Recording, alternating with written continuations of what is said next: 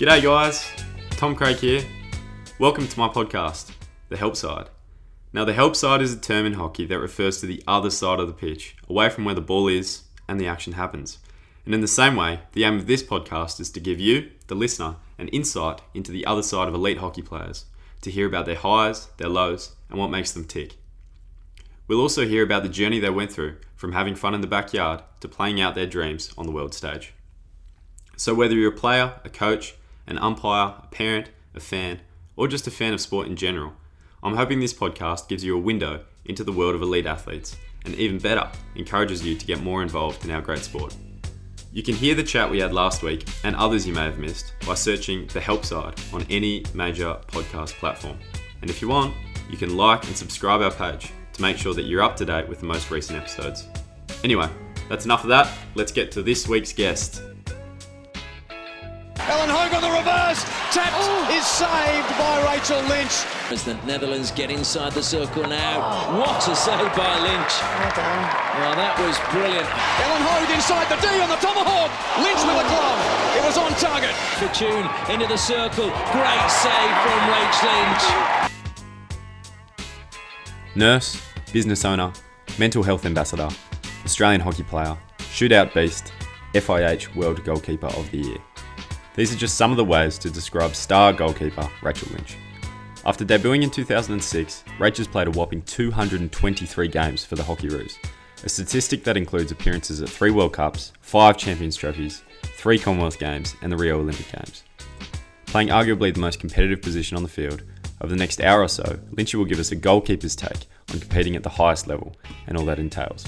With 14 years of experience at the top, Rach has seen almost all there is to see over her stellar career with the Hockeyroos.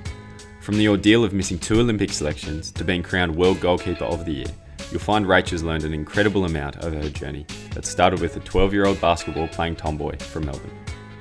We're very lucky that Rach shares some of those lessons with us over the next hour or so in a very candid manner, along with some of her goalkeeping secrets to being the best in the world. So goalies, listen up, this one's for you. I hope you enjoy the help side of Rachael Lynch. G'day everyone, I'm here with Rachael Lynch, goalkeeper extraordinaire of the Hockeyroos. Rach, lockdown, but working full-time in a new job. How you going? Going well, thanks Tom. Yep, pleased to be here. Looking forward to the chat. Should be good. How is the new job? You're a full-time nurse, obviously. What does that entail at the moment for you? Yeah, so actually a little bit different. So I was nursing at one of the main hospitals here at Fiona Stanley and had my regular shift there. When all the COVID stuff happened, put my name forward for the COVID clinics and another hospital.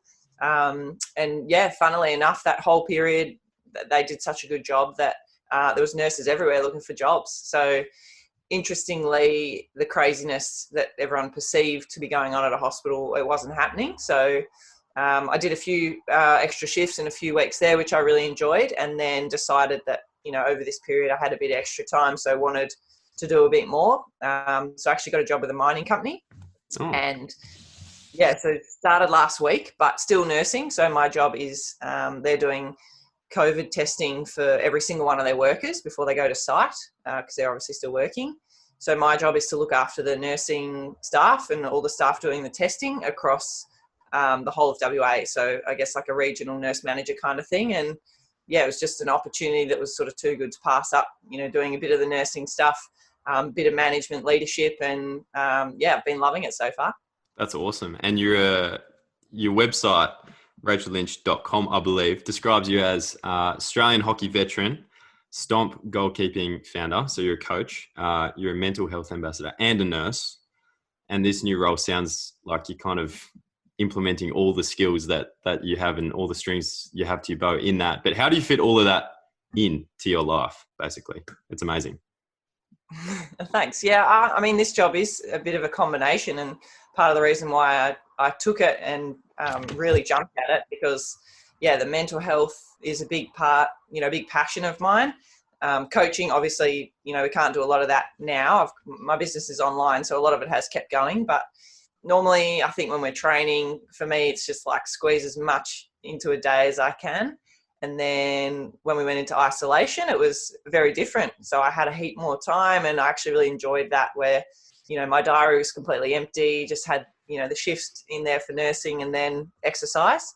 So I really enjoyed that period. And then now I've gone into full-time work where it's, as with the real world, it's pretty hard to fit anything else in. So I've just gone headfirst into this job, and the online stuff will keep ticking over, but everything else, I guess, is a little bit in the background for now. Yeah, okay. And so when training is up and running, obviously travel is a big element in the life of an international hockey player. How do you balance all that stuff? You must have some pretty good bosses I guess you're your own boss in a lot of these things, but how do you balance all that when there's travel, training, and whatever else you have going on in your life? Yeah, the hospital have been awesome. I've been on the same ward for 10 years, and across that time I've had 2 bosses, and they're incredible. They're very, very supportive. It's the only reason I have a job, because they let me do the travel whenever I need to. So the flexibility there, WA Health are really supportive of that and allow unlimited leave for anyone competing for the country. So that's how I can do the nursing. And, it's about being organised and upfront with them, because, they're willing to accommodate me in that sense. But it then also means that when I'm at work, my loyalty and I try and do a really good job and work hard, because I like to sort of repay that support a little bit. So, the travel does add a bit of an element, but that's why I set up online business, so I can do it wherever I am. And then the mental health stuff as well, that just sort of keeps ticking along, and social media allows an opportunity to spread messages, and then it's just squeezing other stuff in whenever we're back in Australia. Cool. I want to get to the mental health stuff in a second, but surely it must be some benefit to the girls. I mean, hockey can be a pretty dangerous sport. It must be nice to know that they have a nurse on tour with them all the time. Are your services ever required? Oh, some of the questions I get, like, I don't want to see you, Rach, I suppose it's some things, like questions about medications, and we don't have too many bad things going on, but I guess it is reassuring.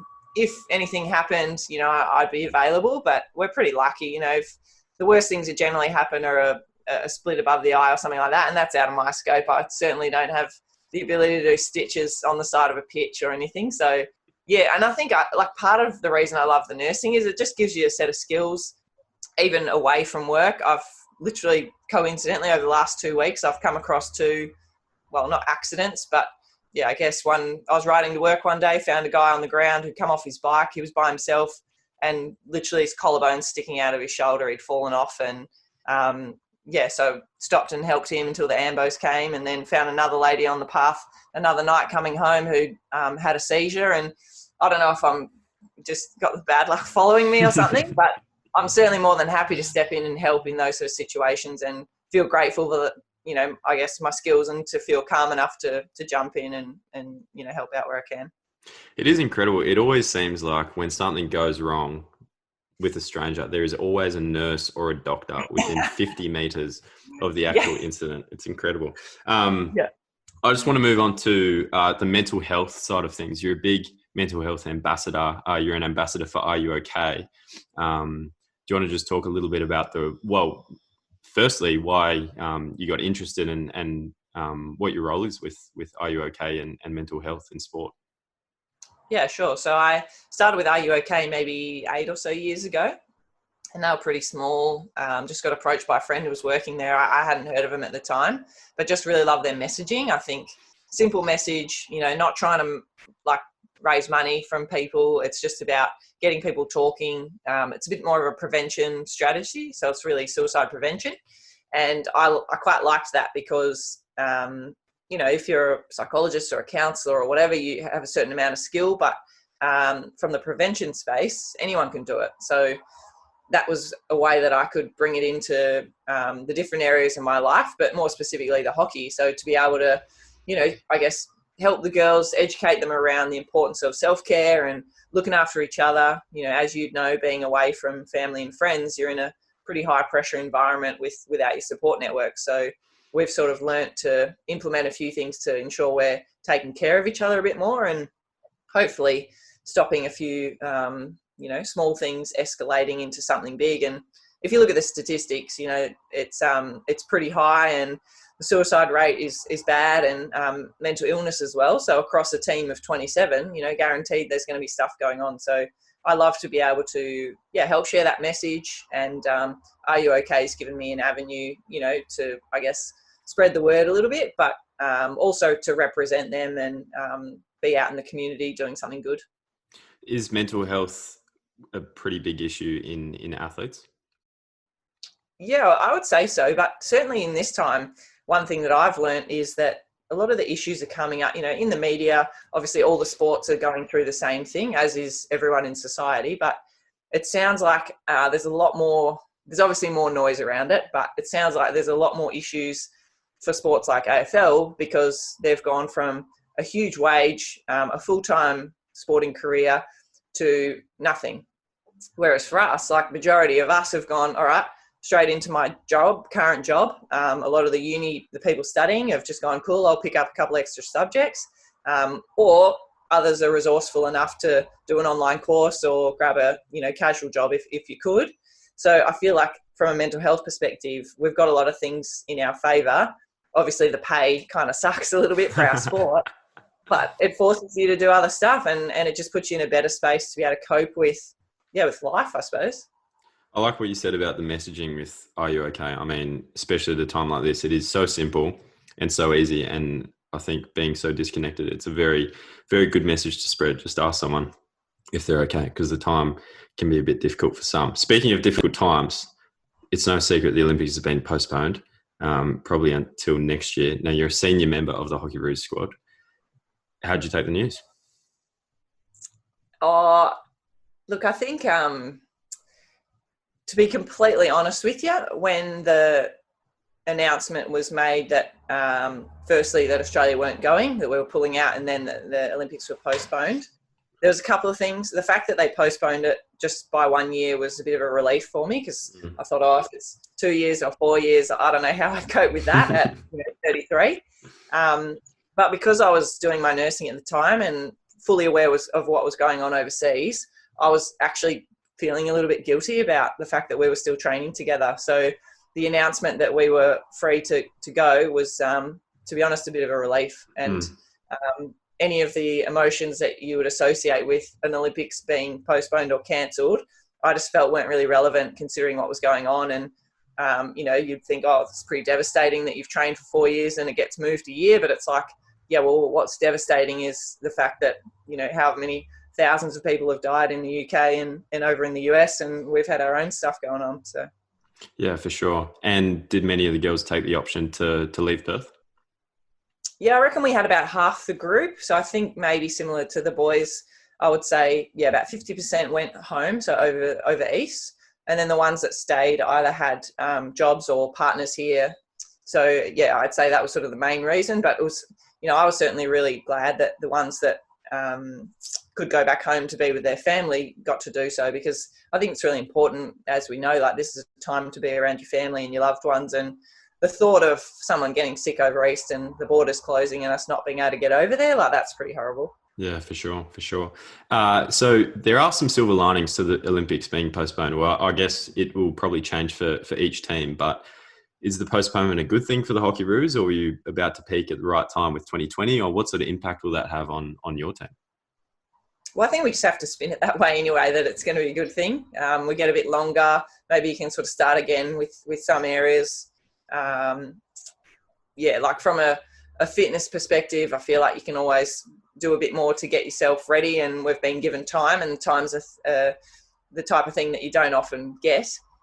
So I'm looking forward to, it sort of just feels like we are starting again. We kicked off in December last year with a camp, and looks like we're going to be doing a similar thing again, potentially with a new group, who knows. But I certainly see it as a positive. And, it's interesting seeing a lot of other sports that how some people it works in their favour if they've been injured, or, someone like Chloe Esposito, pentathlon, who's having a baby, and she's gone from not eligible to potentially now able to go. So it's every sport seems to be a little bit different. Yeah, for sure. You hear about the stories of people who are going to miss out because of an ACL, or as you're saying with Chloe Esposito, but and I guess that's pretty exciting for them. I want to ask one more question before we're going to go into you more personally and about your hockey journey. You do a lot outside of hockey, your life is quite full. With the current setup with hockey in Australia, it is possible to just do hockey. It's not easy financially, but it's possible. Why do you do what you do? Why do you do so much? Well, if I look back on, so I've been in the team for 14 years, and if I look back on the 2 significant years where I missed out on the Olympics, so 2008 and 2012, those 2 years we were full-time. So we were absolutely not allowed to work or study. You couldn't do anything. You're on call. And, hindsight is a wonderful thing. But from those 2 years, I performed my worst. And I don't want to think about hockey all day. Like, I think, some people are just sport nuts, hockey nuts, and, go home and watching footage and all that sort of stuff.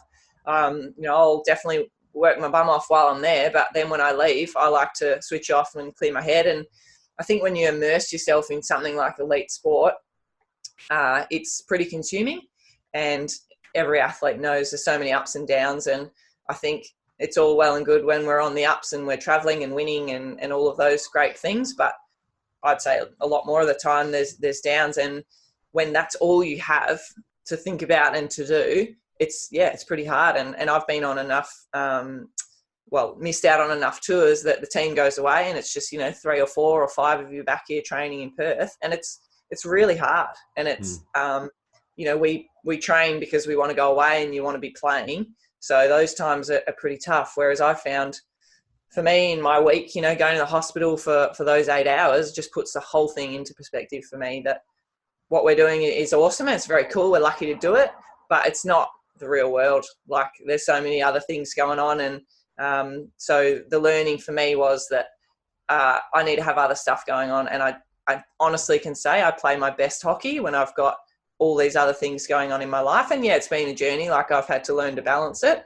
And I certainly couldn't do the training right now with a full-time job. I've learned that already. But it just works for me. It's not the same for everyone. Everyone's going to have a different balance. But I've just found that perspective is the biggest part of it, because when hockey's not going well, I know that I can go to the hospital and be a really good nurse, and I get my satisfaction from that. That's an awesome answer. We're going to go and immerse ourselves in hockey right now. And also no secret that you're a goalkeeper. You're a very, very good goalkeeper. But I want to know, why'd you get into hockey and why'd you decide to be a goalkeeper? 2 questions. Well, I didn't choose, really. When I was in grade 6, played heaps of sports. Like, I was classic tomboy and had an older brother, just loved any sport. Basketball was my main sport at the time, and had a teacher in grade 6 who encouraged me to try out for a few state teams, so the Victorian primary school team. So I tried out for rugby, soccer, basketball and hockey. I'd never played hockey before, but the school had some equipment, so I tried out for hockey as a field player and a goalie. So I was like, well, that seems fun. And they picked me as a goalie. So that was it. There was a guy at the trials, and he bailed up my mum, and she was like, well, yeah, we don't play. And so joined a club after that trial, and that was it. So I guess the choice was sort of taken out of my hands, but I'm not complaining. That's ridiculous. But why'd you stick with it? I mean, it sounds like Australia was this close from losing the 2019 goalkeeper of the year. You could be a rugby player, a basketball or whatever. Why'd you stay with it? Well, I didn't get picked in any of the others. It literally was that. Like, I went to the soccer trial and they said, oh, you need to play for a club, so you're not eligible. So I was like, all right, that's that done. The basketball, I was short. So there's girls at, 12 years old that were nearly 6 foot tall, and I hadn't grown yet. Not that even now I'd probably only be a point guard. But absolutely devastated I didn't get in for the basketball. The rugby was like they came and watched a tournament, and my school's policy was you had to wear those like padded helmet things. Oh, yeah. 3 of us got picked out, and we came over to meet the coach because he wanted us to trial, and took my helmet off, and he's like, oh, you're a girl. I thought you were a boy. Oh, what? So he's like, no, we only wanted boys. Wait, it was mixed? It was a mixed team? No, well, yeah, but he wanted to select boys. Right. Yeah, it was a bit, it's when I was 12. I can't remember the exact details, but basically that got ruled out. Yeah. So hockey was the last one I got picked. And, to be honest, I played basketball for quite a few years after that. But as you'd know, it gets to a point where Friday night, Saturday mornings get pretty busy, and had to make a choice. And I think, I was doing okay with the hockey, so kept going with that.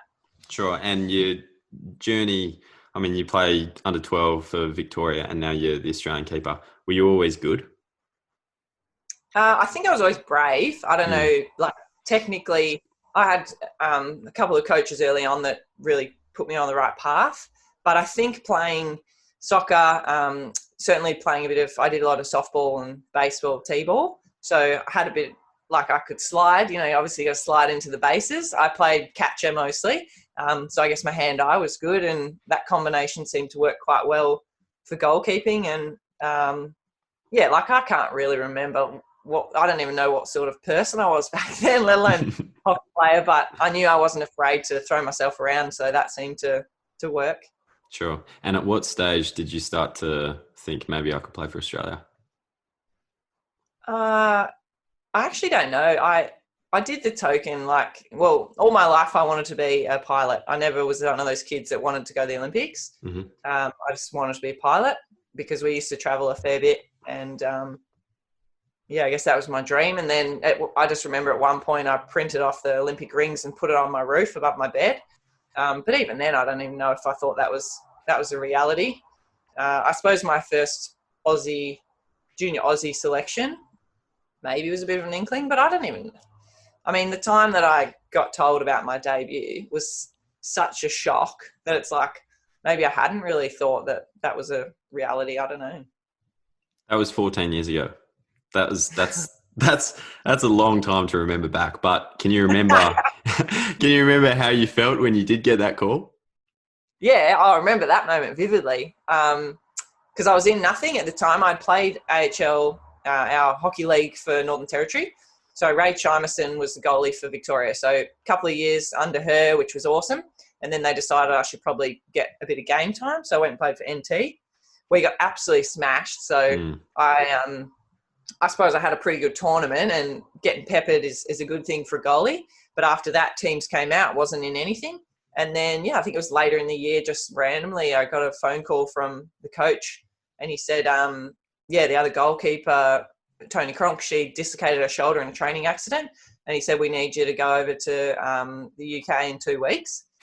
And so I hung up the phone and burst into tears, as you do. And not because I was excited, but it was just before our June-July holidays, so uni holidays. So I had the under-21 state team coming up. I had a trip to Thailand with a friend after that. I had my birthday and another friend's birthday that I was doing a speech at.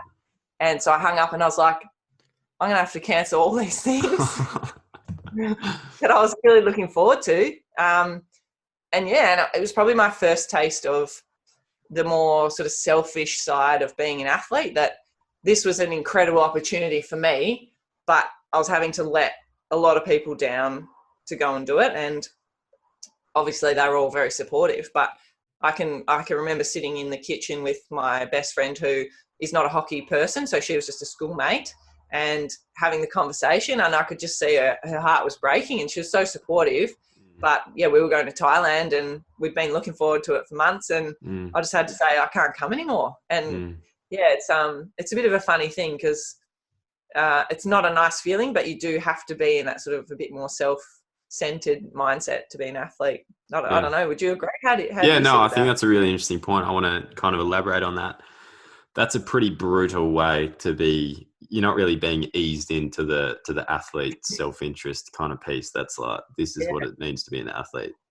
You've got to do all this stuff. So I feel for you there. Yeah, I agree. I think, for me, maybe it's just kind of come over the years. I reckon you miss something here, you miss something there. And then once you kind of add that all together, you think, oh, wow, actually there is a lot that I've had to put aside to do what I do. Is that something that you similarly kind of struggled with over, or it just kind of comes natural towards the end? What do you reckon? Well, it gets a bit easier the older you get and the longer you do it. But I remember back to high school as well, that you're always the one going home early from parties or not drinking, or and I think there's a sense that your friends, one, they stop asking you to come to things, and two, it's there's always this sort of unusual thing where people can sometimes be a little bit nasty about you going and doing something cool, and it's probably just because they're not doing it. And so to be going away and going on hockey tours and stuff obviously is awesome, and you want to try and do both and still come to the party even though you can't stay till late. And I remember battling with that a lot, and eventually I think my good friends really did understand, but there's certainly a lot of people there that just lose interest in the person that doesn't rock up to things or always says no or is always away. But nowadays, with technology and stuff, I feel like you can still stay really connected, but it does break your heart to miss out on events. And, as you'd know, being over in Perth, we do miss a lot on the East Coast, and weddings, birthdays, significant events that you just can't get to, which sucks. Well, to the listeners, I'm hoping that there are a couple of young boys and girls who perhaps want to be you in a few years' time, and this is something that possibly they might have to deal with. Is there anything you'd say to them? Usually we leave the advice piece for the end, and I'm definitely just springing this on you, but is there a way you coped with that? I think, being open with your friends as well, but I do feel like you can sort of have it all. Like you've got to be really careful. And as I said, I still tried to go to the parties. I didn't not go because I had training the next morning, but maybe you only have a couple of drinks, or you go back a little bit earlier, or whatever that looks like for you. But, if you go into the sort of selfish athlete mode we were talking about before, if you go into that really young, that can be pretty devastating, I reckon. And that's why, I debuted, I think I was 20 or turned 21 on that tour. So I felt like I had those years where you could, go out with your friends and, do stupid things and make bad decisions, but have fun before entering this world. Whereas now, like some of the girls and boys coming in, 17, 18, they don't get to do that. And that's a pretty crucial part of your life. And you don't want to look back and either resent your sport for making you miss out on that, or have any regrets around it. Because, I guess once you're in the hockey world, hopefully you're in for the long haul, and it doesn't leave a lot of room for, like, I'm 33, I can't go and do my partying now. That's an interesting point. That's a really good answer, and a very, very interesting point. I mean, that it does happen. Obviously, the AIS is over in Perth, and sometimes it does happen, especially with the girls program. They there are stories of people going over when they're 16 and 17. I think that's a really good point. It's a difficult path, I guess. We're going to move on. Oh, go on. Be patient. Okay. Yep. That's good advice. We're going to move on to the Olympics. Now, debuting in 2006, you missed out in 2 Olympic cycles before making your debut in 2016 in Rio. I just want to touch on both 2008 and 2012. Goalkeeping is a difficult gig, and it doesn't get any easier when it comes to Olympic selection, because while typically there are 2 goalkeepers who go away on tour, the Olympics, there's room for only 1. Do you want to just talk through your experience with the Olympics? Yeah, well, I think despite having no regrets that they picked me as a goalie, not a field player early on, it's definitely the one area where I'm like, far out. It makes it really hard. But yeah, look, 2008, I was the youngest of the 3.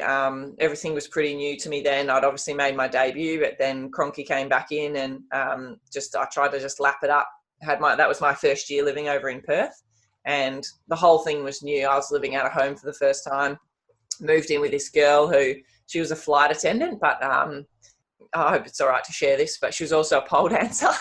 So we had a pole in our lounge room, and here's me, just like young kid going over to Perth, living out of home, and like, wow, is this what it's all about? This is what people do in a share house. So that year was a bit of a blur. Like, I remember I put on heaps of weight because I'd gone from mum's cooking to me trying to, fend for myself. And but fun year. And I was never expected to get picked. I was the clear number 3 and just enjoyed that year. And despite that feeling, when I opened the email, a part of me still hoped that my name was on the list, because email's how we find out. That year was just a bit of a learning experience. Went home after that and got to finish my uni. So I finished my nursing degree in Melbourne, and then came back to Perth 2010. And 2012 for London was a very different story. 2010 went to the Com Games, gold medal there, was the number 1 goalie, similar at the World Cup, but had some pretty good tournaments and pretty good years leading in. And then 2012, Wellesley came along, Ash Wells, So end of the year in 2011, she came along. I think played a tournament maybe down south in WA, did pretty well. Mm-hmm. I got really minimal game time. So across the 2012 year, I played 3.5 games. Mm. And in those games, I can't remember exactly, but I just know I put so much pressure on myself to play well, because I knew that it's moment by moment. You know, you make one mistake, let a goal in, and then you're like, shit, like now, you know, I can't do that again. And then you're so tense, and then you do it again. And then after that, you're like, well, what's going to happen now? I'm not going to get picked. So that was a really stressful year. And yeah, as I said, I just didn't play well. I wasn't doing my nursing that year, and kind of had a bit of an idea. Had a couple of really good friends in the team in that year, and the tournament before the Olympics, you could kind of tell if you didn't go on that tournament, you probably weren't going. So I cracked it. And when I found out, everyone left. And I remember messaging my parents, and I was like, in a time of crisis, some people turn to alcohol, others might get a tattoo. And I said, but I'm getting a kitten. So I went to the cat rescue place and I bought myself a kitten. So that was my consolation prize. So I bought little Poppy. You know, a few people know about Poppy. And then, yeah, team came out just devastated. I wasn't on the list. And I was like, that's my dream done. Really, really upset. And a part of me thought I would still get picked, but I also knew that I hadn't played well. So I was not angry that they didn't pick me. I was just annoyed at myself that I wasted that opportunity. But the silver lining of that was because Ash Wells had come along, she jumped ahead of me and she was number 2. So I was number 3, which meant that I didn't go as a reserve, so could just shoot off overseas with Stacky, one of my mates, and we went on an epic holiday. Awesome. Sounds good. And you finally got your chance in 2016. You went to Rio, you're an Olympian. The campaign didn't go probably as you guys would have hoped, but there's another opportunity just around the corner. I want to talk about the 2016 Olympics and perhaps any learnings that you have and what you're going to take forward to Tokyo. Yeah, so 2016 was a big learning year for me because I thought at the time would be my last chance. I thought third attempt at an Olympics, and I didn't want to go through what I did in the previous 2 cycles. Yep. And knowing that fear was always there of, am I going to do it again? As in, am I going to put the pressure on, stuff up in the games, fear the ramifications of that and the flow on. So I actually worked with a guy to help me with a bit of, I suppose it's like mental training or whatever, but it was a bit of like positive affirmation, just some skills so that when I did have those thoughts, because I had them all the time still, you know, we train as 3 goalies every day, and, you know, like one of the other goalies make a good save and you're like, oh, damn it. Like, you know, that's, you know, and then it's like, oh, they're over there talking to the coach. What are they talking about? And this paranoia. And so this gave me a strategy to like bring it back to me all the time. What am I doing? Having that belief in what I was about.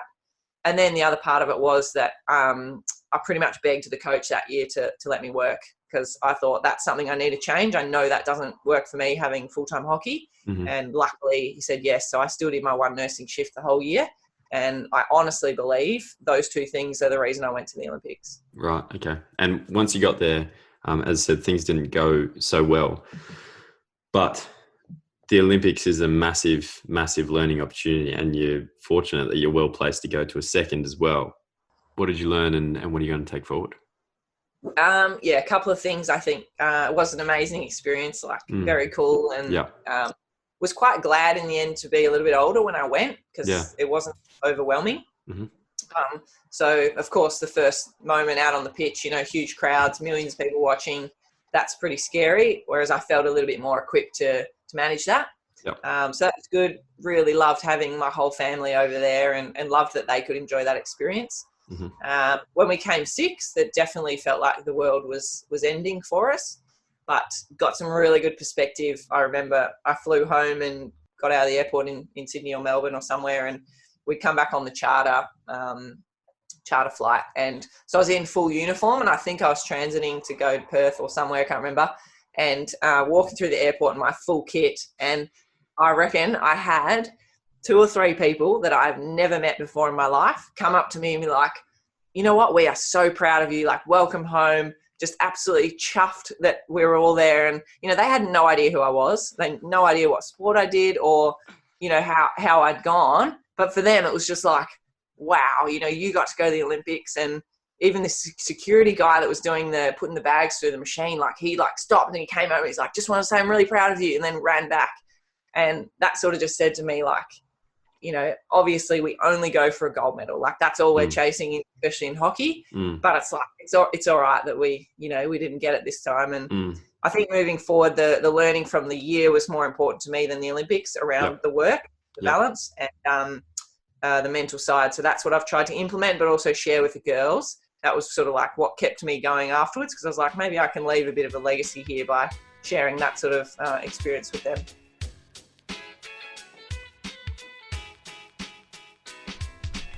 Now I'm going to briefly interrupt here to introduce a feature of the show.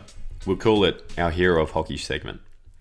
We know that community sport flourishes on the back of hard-working volunteers who give up their time and effort simply for the love of it. And we want to give you, the listener, the opportunity to contact us and tell us who deserves to be our Hero of Hockey for the week. Tell us who they are, what club they're from, and what they've done for the sport, and we'll give them and your club a shout out. So get in touch via our socials and your nominee could be chosen for the next episode. Our Hero of Hockey for this week is Julie McNeil. Julie is an absolute superstar of community sport in Australia, and while you may not have heard of the work Julie and her team do across Cairns and Northern Queensland, you definitely should have. Julie is the program manager of Aspire to be Deadly, which is a program that works with Indigenous kids and is designed to deliver messages and activities which support education, well-being and leadership, and they use hockey as a vehicle to drive this positive social change. Julie and her team operate across schools and clubs across Northern Queensland and even run programs up in the Torres Strait Islands.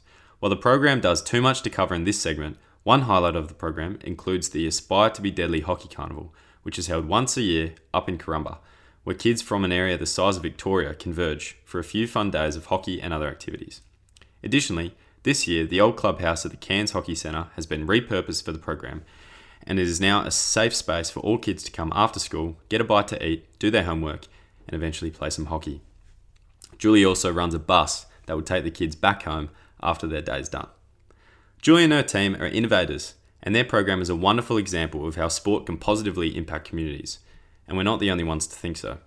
The Aspire to be Deadly program was nominated in 2016 for the Sport Federation or Organisation of the Year at the Beyond Sports Summit in New York. While they didn't come away with the award, the program impressed some important people, and Julie was invited back to New York last year to speak at the United Nations as part of their Sport for Good campaign. Now, I've barely scraped the surface of what Julie and her team do up in Cairns, and I'd highly recommend checking out their work at the Cairns Hockey website and click on the Aspire tab. Or, if you're into more progressive methods of contact, I'm told they do a TikTok account, which they've been using to continue their program during the pandemic. If you want to help, or want to set up a similar program in your area, Julie informs me that her and her team are always around for a chat, so don't hesitate to contact them. So, to the team at Aspire to be Deadly, thanks for what you do. We're proud of you. Keep up the spectacular work. Now let's get back to Lynchy, who's going to delve into what it's like to be at the top as a goalkeeper, as well as give us a recipe for success in the modern art of the shootout.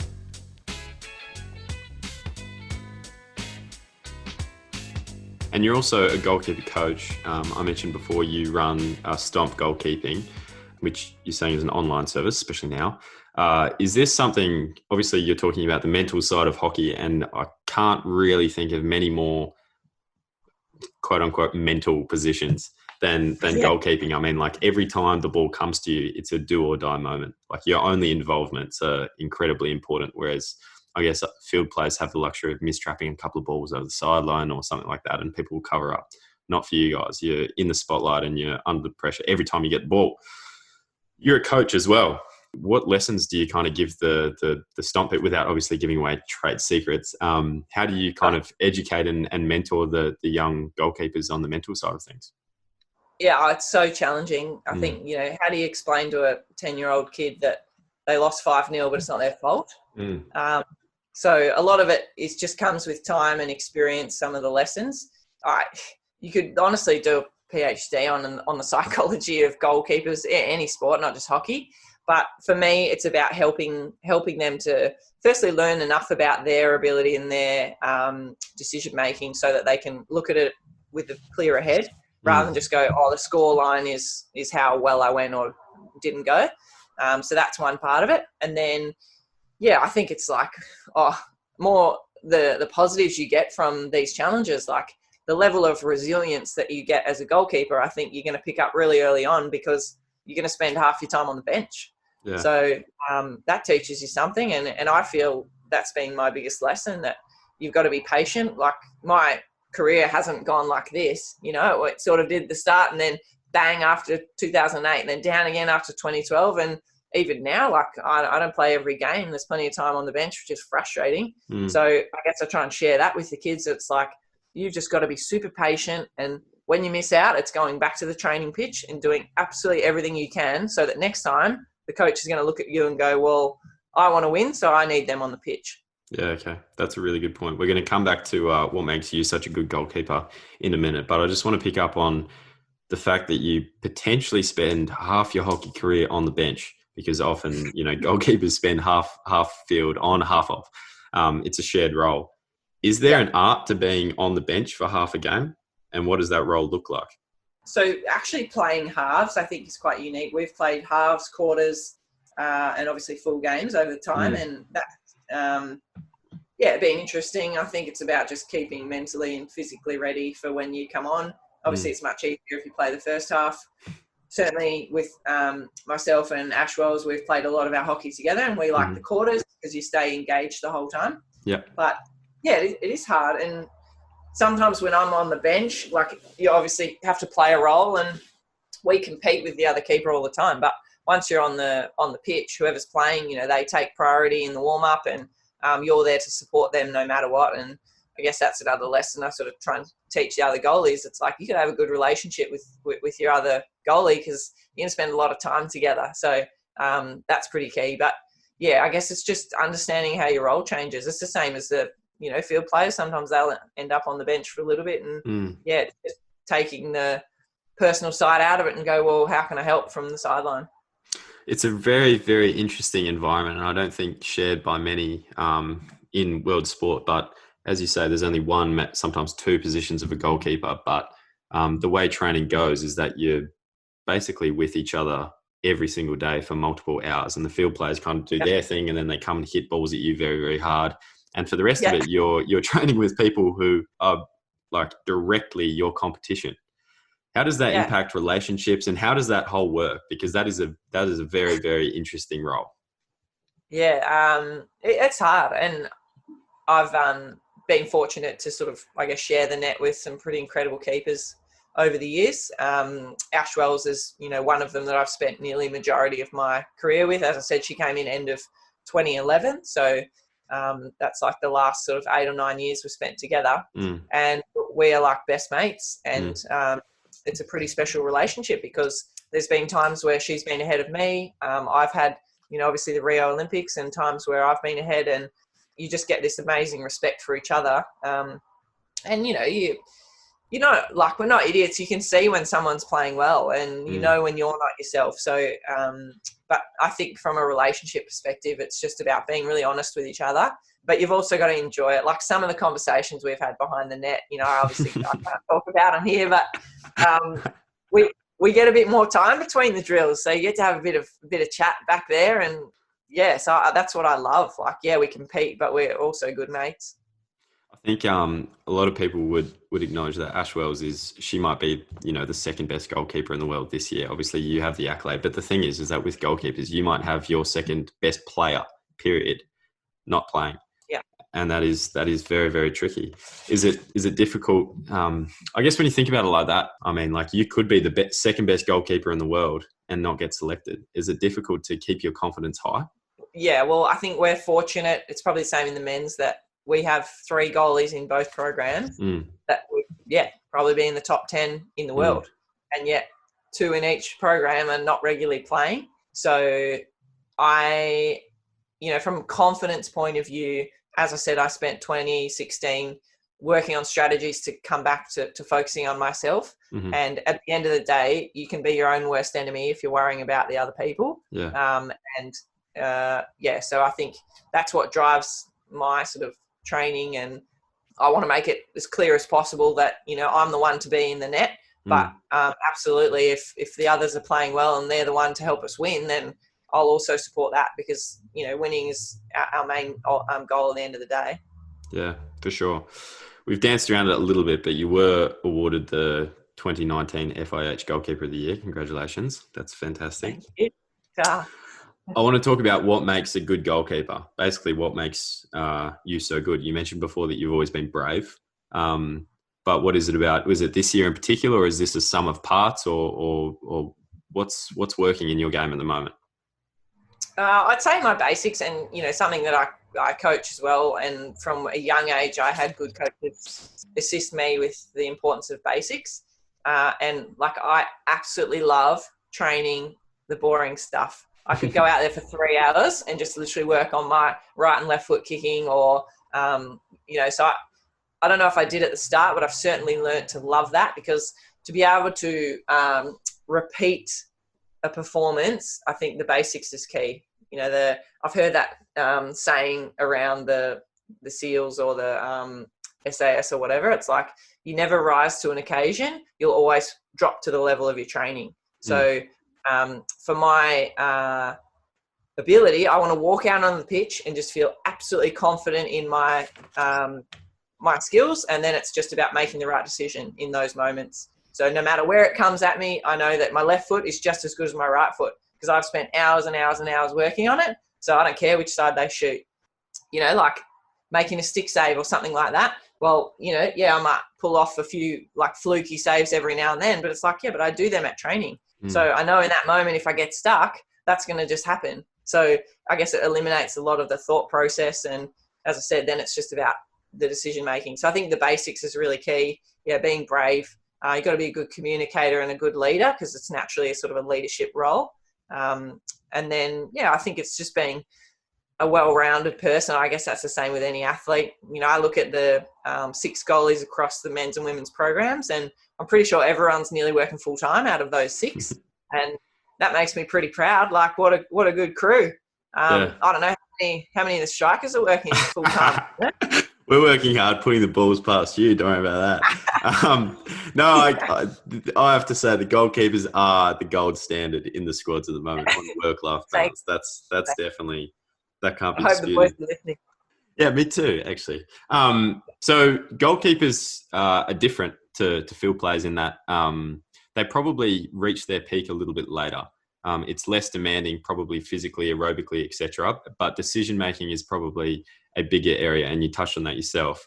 What do you reckon the biggest improvement has been in your game since 2006, debuting in Holland, to now? Oh, easy, just my consistency. Sure. I think right up to 2012, I remember at one point, Adam Commons, who is our coach, just said, he's like, I just don't know what I'm going to get from you. So, being brilliant means nothing if your rubbish days are just horrendous. So I just needed to get to that point where every time I'm on the pitch, the coach can trust me and know that, I'm not going to be letting in soft goals, so that majority of my saves will be pretty stock standard. Hopefully the point of difference for me is maybe a few exceptional ones and game-changing ones. But very rarely am I going to let in, really, really ugly goals. And that obviously takes time. I've had so many years of horrendous goals going in, and the most heartbreaking, embarrassing moments out on the pitch. But now I still feel a bit nervous before the game, but I never ever walk out there thinking that, I hope I don't have a shocker today, because I know that my base game, I've got it at a level that's, really high. And it's kind of a weird message, because you can't really share that with a young athlete, because it takes you making a lot of mistakes and a lot of errors to get to that point, I think. Sure. Okay. That's a good answer. I want to talk about hockey is obviously a team sport, but I know personally in our game, there are some teams within teams, in that often at training, there'll be a fair bit of banter, I would say, to put it politely, between field players and goalkeepers, in that we're doing our absolute best to put it past the goalkeepers, and they are spraying us if we miss the goal, or vice versa. Is that shared in your experience? Is that kind of like what happens? It's a goalkeepers versus field players scenario in training, or how does that work? Or is that just us? No, I've seen the way Tyler Lovell and Andrew Charter throw chat at you boys, that would not be acceptable in our team. I don't know about Johan Durst. I don't know. Does he throw a bit around? Probably in his one-on-one. Yoey only if it's like very personal and very directed at him will bite back, but typically not. He's strong and silent, whereas the other two, they tend to bite a bit more. Yeah, well, it's interesting. So we train twice a week with Dave Staniforth, our goalie coach, and he's really struggled because when the three boys train together, they are just on each other like sometimes we use each other to roll like what he calls a trigger ball just to kind of, like a rebound or whatever. And he said the boys just boot it, they're trying to put it in the roof and absolutely pelt it. Whereas the three of us are like, well, no, they're in the goal, so this is their chance. And how can I put it on a platter so that they can work on their skills? And Stanny, he hates it. He's just like, come on, stop being so nice. And like, well, that might work for the boys, but it doesn't work for us. So, I'd say I'm probably more on the Yoey side. I guess that's my style even when I play. Like, I don't like to be out there as a keeper. I'm not going to celebrate my saves. The only celebration you'll ever see me do is when we win. And I guess that's just the way I go. But sometimes Wellesley's pretty good. She'll throw a little bit of lip at the girls, which is great. We need it. Very cool. I want to talk about goalkeeping as a role and how it's changed over the years. I mean, I can think of some examples. Every international women's team has a world-class goalkeeper, obviously, but a world-class drag flicker now. And that hasn't necessarily always been the way. But how have you seen the role of goalkeeping change over the years? Yeah, well, I think the drag flicking's been pretty key. But in all honesty, it hasn't got to the level like the boys. So I don't think, obviously, female flickers will never flick like guys do. But I would say there's quite a bigger gap. More goals are still being scored in the men's through flicks, whereas in the women, they're going round now because I think they've realised that majority of teams do have a top keeper, like you said, and it's pretty hard to score from a drag flick. So the PCs have been, obviously an evolution, but a little bit different, I'd say, in the women's. The introduction of the shootouts, one-on-ones, that's been a real game changer for goalies. We've gone from a stroke situation where I'd say that the field player has the advantage there to a one-on-one where I'd probably say it's a little bit on our side. And it's equaling up because as everyone's getting better at them. Otherwise, for me personally, it's been our stance. Like when I started with Frank Murray as the coach, I was really low. Like he wanted us like slips fielders cricket or a wicket keeper, whereas now it's much more upright. So that's always going to change. Part of it's to do with the coach and the style. But, I guess it's a position where now you've got to be fast and powerful and explosive. And maybe back in the day, the goalie was just always the fat kid that couldn't run. Which is fine.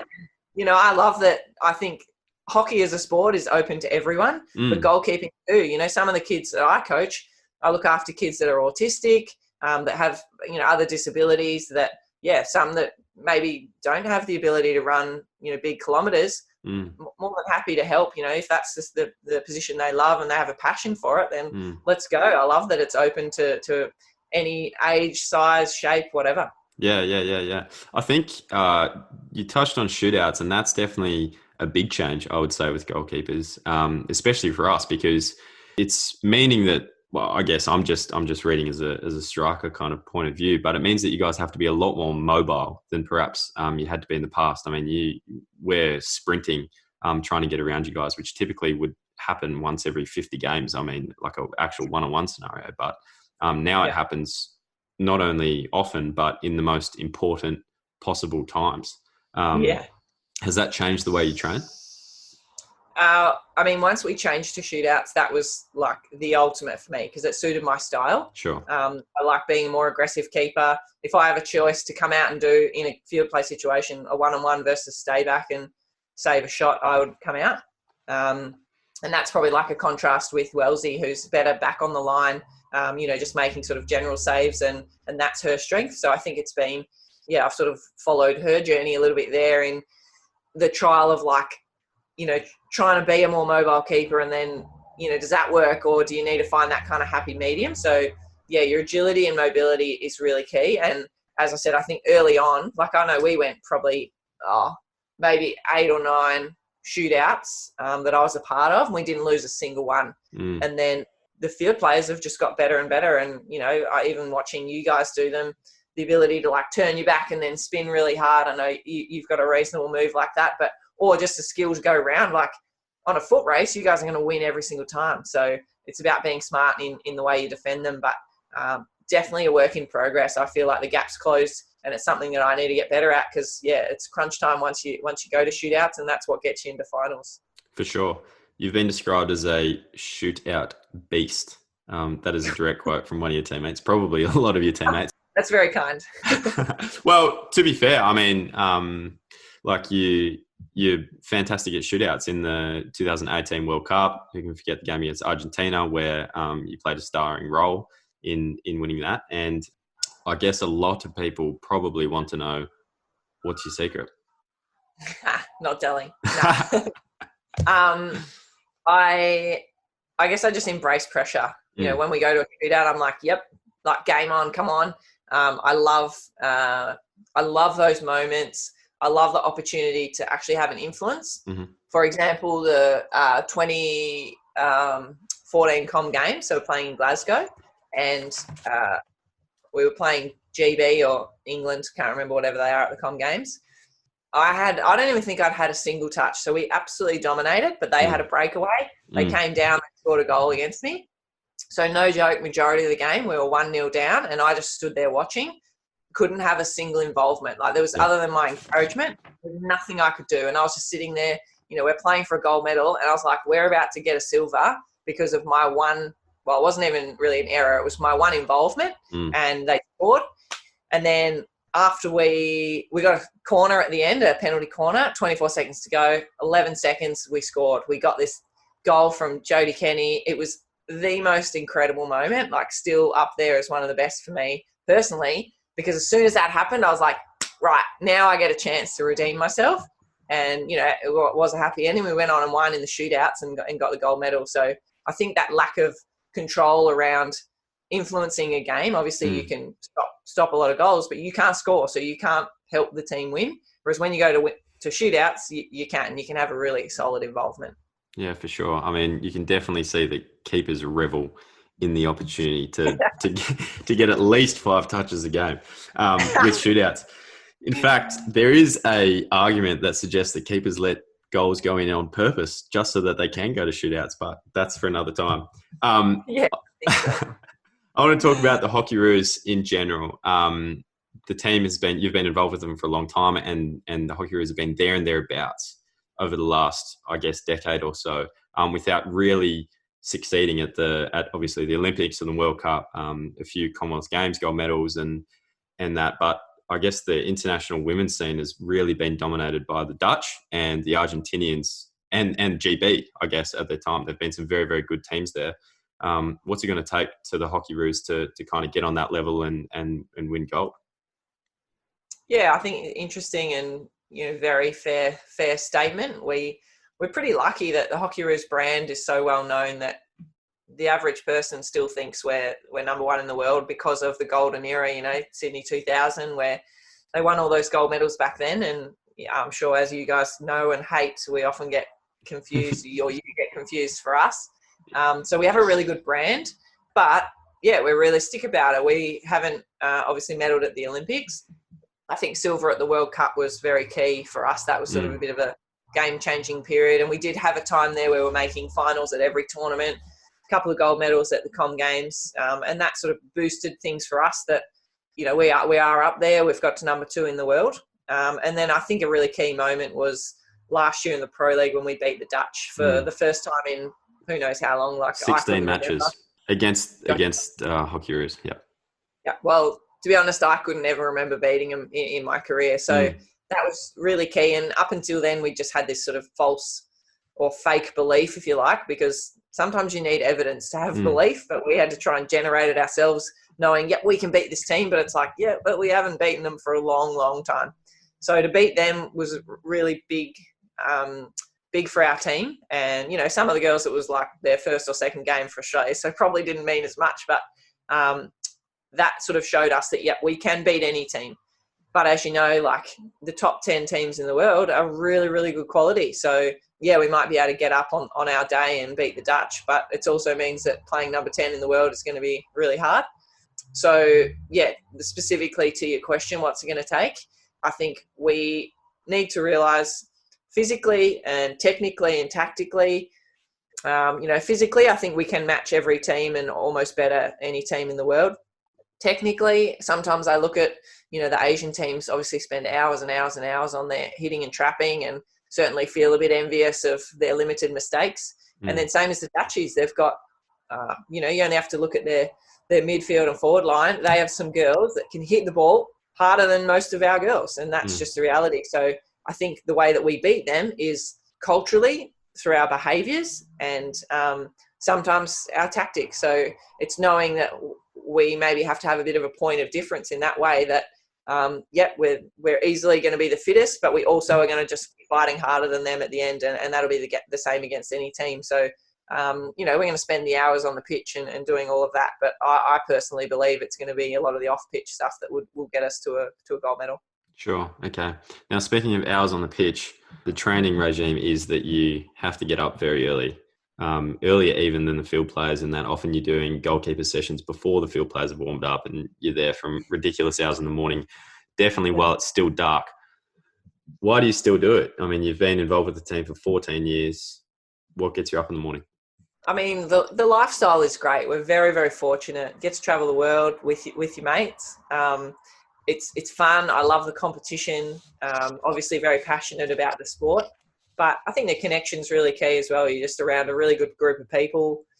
I honestly look at individual athletes and go, I don't know how you do it. Like, I couldn't think of anything worse than being up on a podium by myself. Like, I don't know. Would you like that? What do you reckon? No, I agree. I agree. Similar motivations. It's having a team around you not only covers your mistakes, but, well, maybe not for you, but they definitely, being around people at that time, people stupid enough to get up that early to go and like bleed on the pitch and blah, blah, blah, blah. It's definitely comforting, and you know that you're not crazy for doing it. Yeah, and I think the competitiveness, and probably for me more so now, it's about wanting to make a bit of a difference. Like, I love that I can, build connections with the girls and share some of my experience and my knowledge. And, sometimes they're not interested, don't really care what I've got to say, but it goes both ways. That, I've gone from the youngest in the team when I debuted to the oldest in the team now, and I'm learning stuff all the time, learning from the girls, and I guess being so passionate about it, I'm still keen to learn at my age, but like being on the journey with them, whatever that looks like, whether it is the early morning sessions, it's away on tour, having an absolute ball, it's winning, it's losing, it's selection. When it goes well for you, how can you help someone who didn't go well for, or when it's going poorly for you, being there and supporting the others. So I guess it's probably the teammates and the connection. Sure. And you can't do this forever. Fortunately, well, not fortunately, I mean, you've done it by design, but you're pretty well set up for life after hockey. But what is next for you? I don't know. As I said, this has been a really interesting time for me. I think probably for every athlete, this is what retirement would feel like. So we've just been thrown into this world that is so different to what we're used to, like the structure. We've lost our structure, just generally being told what to do. Me moving into the corporate world now, which is new. It's really interesting, like just a whole different world. You train when you want to train, and you've got to find your motivation. Whereas in a team sport like ours, realistically, you just need to turn up. Obviously, we work really bloody hard, but the training is set for you. You don't have to plan anything. So I think the rigidity and the structure of that is something that I enjoy, but I've also enjoyed the other side. So moving forward, I want to stay in the nursing. I love the mining world, the opportunity that brings, whether it's to have an influence with mental health or in the nursing space. But then I also love business. So I love having my online business. So I honestly don't know, but I feel very fortunate that I've got some options. And I guess I've worked hard to ensure that's the case, but still loving the hockey. So that'll still be my career for a little while longer, I reckon. That's interesting. I mean, you spoke about earlier when you were 12, you were playing all these sports and you loved them all and you couldn't really differentiate them. And it appears that you have similar challenges going on now. I'll finish. No comment? No, that's true. Sometimes it's better to have limited choice because it makes it really easy. But I will forever be grateful for, even right now, the fact that I have a job and so many people don't have a job and things like that. So it's good to reflect on it. And I'm fortunate with what I've been able to do, but I'm also fortunate that moving forward, I don't really have to stress about those sort of decisions. I'll take the time whenever it is that I do retire and just see where it goes from there. For sure. Now, typically, I finish the podcast with 3 questions. The first one is the best player you've ever played against. That can be goalkeeper or field player. I'm very fortunate that I've spent many years playing against Luciano Aymar. I hope that her name goes down in history like your Al Annans and Jamie Dwyer and players like that, because Aymar was the best in the world for so many years. I can't even remember, maybe 8 or 9 years she won the best player award. Incredible player. Just, she's good when we don't man up on her. We don't have one player tagging her. We always needed 3 to just try and sometimes that didn't even work. She wasn't a huge goal scorer, but to just watch her play was incredible. Yeah. And then more so now, someone like Lida Velten from Holland. She, I reckon, has scored more, not recently, but she's probably scored more goals against me than any other player. But I still just admire her ability. And gosh, she's fast, she's threatening. She could get the ball on the top of the D up the other end, and I'm like, oh, we're on here. So it'd probably be her, like, great player. Best you've ever played with? So I think in my 14 years, I did the maths. It's been over about 110 different girls that I've played along with. That's a lot. Yeah, well, it's cool that we've got our Hockeyroos playing numbers to actually figure that out. But played with some really amazing people. I probably have to say Madonna Blythe. She was our captain for many years. Maybe a little bit understated or underrated because of her positioning, but she read the play better than anyone. She was an incredible leader, sort of very, I'd say, quietly spoken, but when she speaks, you listen. And I'm still now, when I catch up with her, she's got so many words of wisdom, and I love her philosophy on life. So as an all-round player, I'd have to say Donnie. Good answer. I'm sure there'd be a lot of people who would echo that. Last question. You've already given some advice, but I want some more advice for any aspiring young goalkeepers out there or players in general? I'd probably go with, and I got told this really early on, is you need to be a sponge. So you're going to hear information from so many people across your career, lots of different coaches, club coaches, state coaches, Aussie coaches, whatever it might be, parents. There's so many parents that have got all these great ideas and they're all experts. And so I think, soak it all in, squeeze it all in as much as you can take, listen to everyone, but then you definitely got to squeeze out the stuff that doesn't work for you. And I've learned that over the years. It's about, reading things, learning things, listening and watching things. And then, you got to figure it out for yourself, because not everyone has the answers. No one will really give you the answers, but you'll get a lot of advice and also a lot of noise in there that's not really relevant. That's a fantastic answer and an even better note to finish on. Thank you, Lynchy, for joining me. I really appreciate the time taking out of your very busy schedule. And all the best with the rest of the lockdown. Absolute pleasure, Tom. Thanks so much. Big thank you to the production team of David Moore, Tim Collier, and Jimmy Stevens. If you do like The Help Side, please like, subscribe, interact. We'd love to hear from you. You can find us at The Help Side on Twitter, Facebook, and Instagram. That's it for now. We'll catch you on The Help Side next time.